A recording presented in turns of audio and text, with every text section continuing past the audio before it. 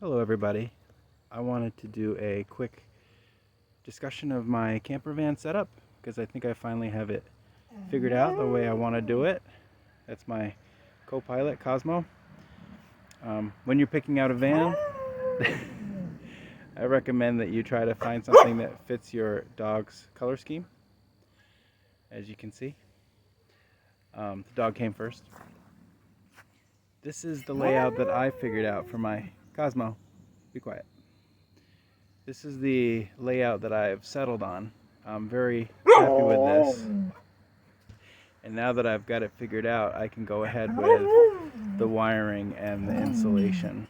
The next thing for me is the wiring from the for the trailer hitch, which is important to do that before you start insulating, so that you don't have insulation in the way of the wiring. So the difference in my layout is that I am not trying to fit an entire house into a van.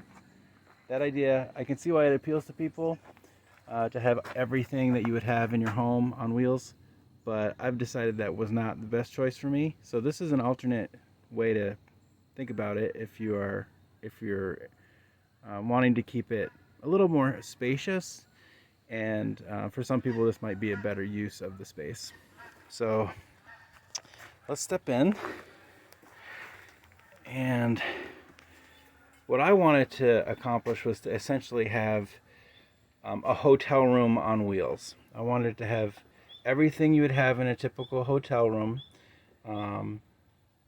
without having, for example, a kitchen or a dedicated living space or anything like that. So let's just go around in a loop and we'll talk about what's what. This is temporary. Everything is temporary, except for the bed platform. That can stay where it is. But everything else can be unbolted, moved, reconsidered. But for now, this layout is what I want to do. You have, this will be the desk space, and there's going to eventually be a monitor here that I can use for work, and that I can also use if I want to watch some TV. Things that are hanging on the walls, that does not work. It just bangs around too much. It's inconvenient. Eventually what we're going to be having is storage bins connected to this piece of framing right here. I actually want it to be on hinges so that it comes down slightly, but they're basically going to be like something you can toss bags in like you would on a bus or a commuter train. So I'm going to have a lot of things that are just on these shelves that are going to go on both sides. But this will be the desk space. Also some room for recycling and garbage, and probably the dog stuff. This will be the dog station, but mainly a workspace. And if I do want to set up my computer and do some work on the road, this is where that will happen.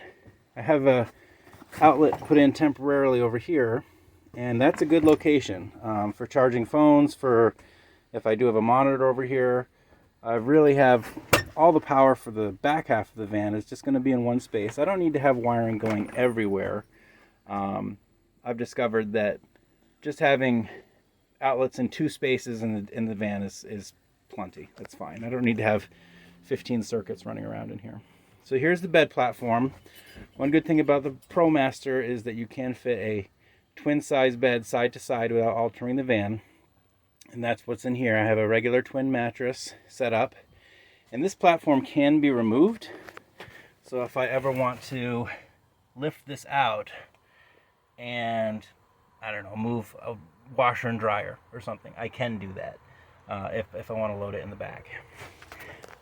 Under here is empty because I have my camping stuff and my kitchen stuff. The bins are out on the campground picnic table.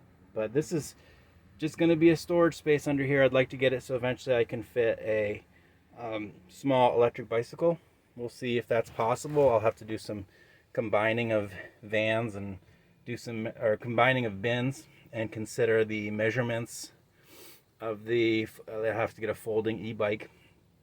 I do want to put some kind of a rod between the wheel wells just to keep things from sliding in and out. I'm happy with this floor material, which came with the van. I put some insulation under it. You can see a little bit the green insulation that's underneath this pad. But this mat is actually really nice. It's easy to clean. I can pull it out if I want to. It's durable, obviously. And if I want to soften up the space, make it feel a little more cozy, I just put down some mats, or a dog in this case. You could even put down a rug, but I think putting down like carpeting and things, it just makes it too hard to clean out. This way I can just grab the leaf blower, the little battery operated leaf blower. It's also a vacuum, and I can just blow out the whole van and clean it easily, especially if the bins are already outside. But here's the sleeping platform. I can sleep on either side depending on which way the van's tilted. I prefer to have my head uphill. This little silly Chinese ceiling fan has been great. Really like it. I like the light. It's adjustable. I like the fan. I'm going to have to incorporate this. Once I put in the insulation, I need to find a way to attach this permanently. But this has worked out nicely. I'm going to keep this. This is my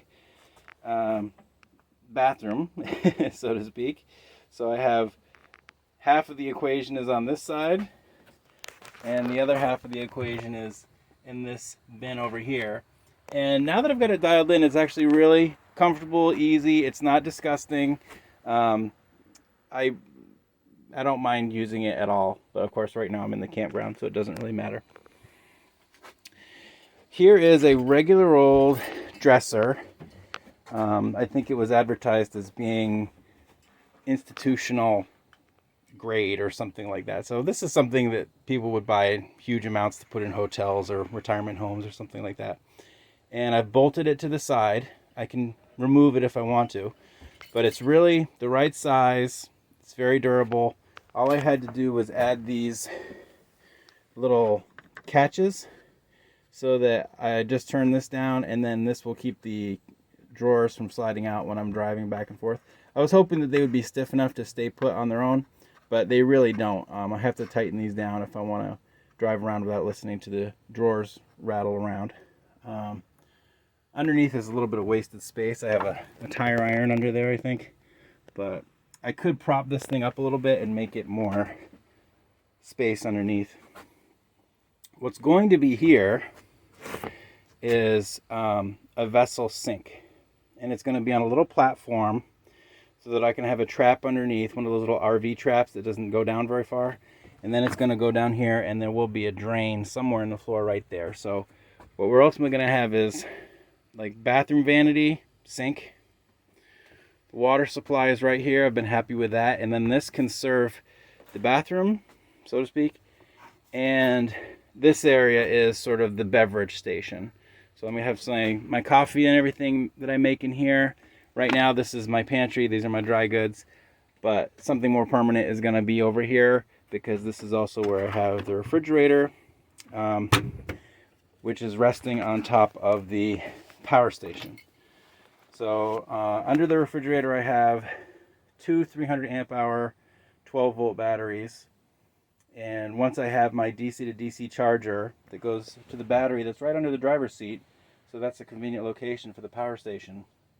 Once that DC to DC is going here, then I may not need any solar whatsoever, and I may not even need to plug in to a house 120 volt circuit to charge it, which is what I've been doing. Every time I go home, I just charge it over here. So I have 3 regular alternating current outlets. Too much talking, he says, too much talking. And then I have the DC power here with 3 outlets. This one is for the fridge. This goes to the electric blanket that I haven't really had to use yet, but the electric blanket is under the bedding. And that's pretty simple. It's a very cheap way to end up with 600 amp hours of battery. For my purposes, this was really important to figure out. I had to figure out a way for the dog to be up here comfortably, which is where he wants to be. And if he's not up and looking out the window, so it'll drive me nuts. But I built this platform for him. This is easier to do if the door is open. So this little platform is so that he can rest up here comfortably without worrying about sliding off the seat or anything like that. So he can sit up, or he can look out the windows. And that was a great solution. Underneath, I've just been using the space right now as a de facto hamper, but I may come up with some more permanent storage methods over here. So when I am stationary, when I have a camp, these bins, that's my kitchen. This is my camping and tools and stuff. Those go like that. But when they're not in use, for example, if I'm just sleeping at a rest area or something like that, they slide underneath the bed, and then my chairs can go under there as well as the tent. But the takeaways from this process for me, as I've been sandboxing this no build, however you want to look at it, the takeaways for me have been, I don't need to have electric circuits running all over the van. I don't need to have a dedicated kitchen or living space. I don't need to have a bunch of windows. I thought, oh, these RV windows are fairly inexpensive. It would be easy for me to install them. It's something I would be comfortable doing. But I discovered that I don't really want them. You can never really insulate those windows. You can never, they're just a pain to block them off all the time. When I'm stationary like I am now, if I have the doors open and I put in the magnetic screens, which are great by the way, if I put in those magnetic screen doors, I have no reason to want any windows. And if I'm camping in the city, across from the police station and trying to keep a low profile, I certainly don't want to have a bunch of windows and things sticking out. So I'm glad I was experimenting before I committed to putting in the windows. One hole that I will have to make in the van is right there. That's where I'm going to put the DC climate control system, and that'll be kind of convenient to the power station also. That'll be I won't have to run those heavy gauge wires very far to get to the power. But that's my take on it. I know some people want to have a million outlets and a million luxuries, but the way it is right now, I've taken it on several trips and it's already been great. There's no reason I could leave it like this indefinitely and be perfectly happy. But now that I know that this is the layout that works for me, I understand that I can put in the wiring, put in the insulation, start making it a little bit more homey, and I won't have any regrets. I know that I don't care about having the windows and some of the other things. This is going to be a hotel room on wheels, and when I have the space to set up all the comforts that I want, I can pull out my kitchen box and my living room tent and what have you. So I can be stationary for 3 days and enjoy those types of things, or I can just pull into a rest stop and sack out for 8 hours and take off. And that's what works for me.